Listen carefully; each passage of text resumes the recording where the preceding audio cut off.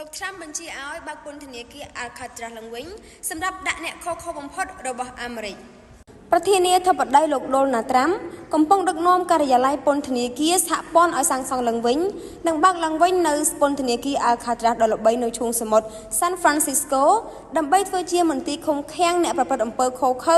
និងខុសខើបំផុតរបស់អាមេរិកនេះបើយោងតាមការផ្សាយចេញពីអង្គភាព Reuters នៅថ្ងៃទី5ខែឧសភានេះការសាងសង់ឡើងវិញនិងបើកពន្ធនាគារ Alcatraz គឺមិនស្ទាក់ស្ទើរក្នុងការចាក់សោអ ுக ្រិតជនដ៏គ្រោះថ្នាក់បំផុតហើយរក្សាពួកគេឲ្យនៅឆ្ងាយពីនរណាម្នាក់ដែលពួកគេអាចបង្កគ្រោះថ្នាក់ពន្ធនាគារនៅ Alcatraz មានអ ுக ្រិតជនអាមេរិកដ៏ល្បីល្បាញដូចជា A.I. Capone មុនពេលវាត្រូវបានបិទនៅឆ្នាំ1963ឥឡូវនេះវាគឺជាគោលដៅទេសចរណ៍ដ៏ពេញនិយមបំផុតរបស់រដ្ឋ San Francisco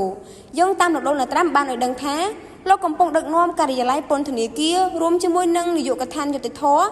FBI និង Homeland Security ឲ្យបើកពន្ធនាគារ Alcatraz ដែលត្រូវបានពង្រីកនិងសាងសង់ឡើងវិញជំរាបដែរថាពន្ធនាគារ Alcatraz ជាពន្ធនាគារដែលមានសុវត្ថិភាពបំផុតរបស់អាមេរិកដោយសារទីតាំងកោះនោះទឹកត្រជាក់និងចរន្តទឹកខ្លាំងគ្មានការរត់គេចខ្លួនដោយជោគជ័យណាមួយត្រូវបានកត់ត្រាជាផ្លូវការនោះទេទោះបីជាអ្នកទោស5នាក់ត្រូវបានចុះបញ្ជីថា